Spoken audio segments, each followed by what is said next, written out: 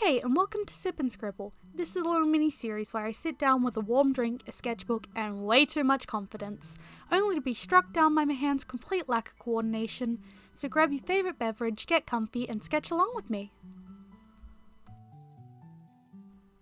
Getting right into these scribbles with some crows. As you can see, I struggled a little bit at first. I was using a reference, but I wasn't really breaking down the shapes properly. I used Pinterest for all my references, and the first one I chose wasn't like the best in my opinion, but you know, you get used to it. I blocked out the silhouette a little bit better the second time, and I think it went a little bit smoother. You may be wondering though, why crows? Simply put, I really like crows. They're smart, sneaky, and really fun to draw. Plus, I need some practice because I draw Jinx so much, and you know, a poster would just look so cool with a crow on it if I didn't keep avoiding them.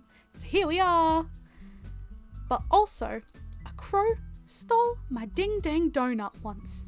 I will never get over it. He swooped in while I was having lunch at uni, literally just took it from right in front of me. Flew off like it was just his for the taking. My goddamn donut was delicious, and he stole it from me. Took one bite, and it's gone. I even drew a whole journal page about it. His name is Bill. I simply had to draw him again, that little turd. But before I get too off topic with donut stealing crows, let's have a look at the final sketches. Which one do you like best? I know my favourite is Bill, but let me know what you think. Now moving on to cats. I had a lot of fun with these sketches. Cats have such interesting shapes, and their skeletons are honestly so cool looking. I wanted to practice different poses and expressions, so I used a mix of real cat photos and some anime references. I started out with just the real ones, but I was having a lot of problems translating that into my style properly, so I decided to pull up some anime ones as well. The one of Gigi from Kiki's Delivery Service really got the ball rolling.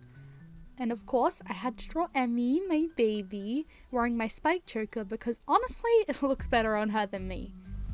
As for the half-skeleton cats, I've always been drawn to half-skeleton animals. There's something about the balance between alive and organic and skeletal and creepy that I find so captivating, especially the mix of like stuff like cats and cuter things like that mixed with skeletons. I just love weird, cute, creepy things like that. I know it's not like my usual pastel cutesy style, but I definitely love more eerie, creepy, weird things like that. I even want a whole leg tattoo of half-skeleton animals. But anyway, as far as the final sketches of them go, I really like how they all look, especially the skeleton cat, as you already know. Let me know which one is your favourite in the comments as I move on to the last sketches. I wanted to take everything I'd learned and do something a little bit more fun. I decided to try my hand at some furry-esque fashion drawings. No, I'm not a furry. Maybe. I've been seeing a lot of those choose your animal persona posts going around, so I thought it'd be fun to design some stylish animal-headed characters. If you haven't seen the choose your own animal posts, there's like 3 or 4 different animal heads you can choose from, and then usually some cute stylish shirts, and then skirts, shoes, accessories, you know, and then you just mix and match them to see which ones you like. I'm sure you've seen them, I didn't need to explain that. But anyway, I really thought it'd be fun to combine simplistic animal heads with fashion, because sometimes you just don't want to draw a face. I used references from BNA for the animal heads and then Pinterest for the bodies and outfits. Pinterest can be a little bit tricky nowadays with all the AI, but I mostly just used ones from fashion that I recognized.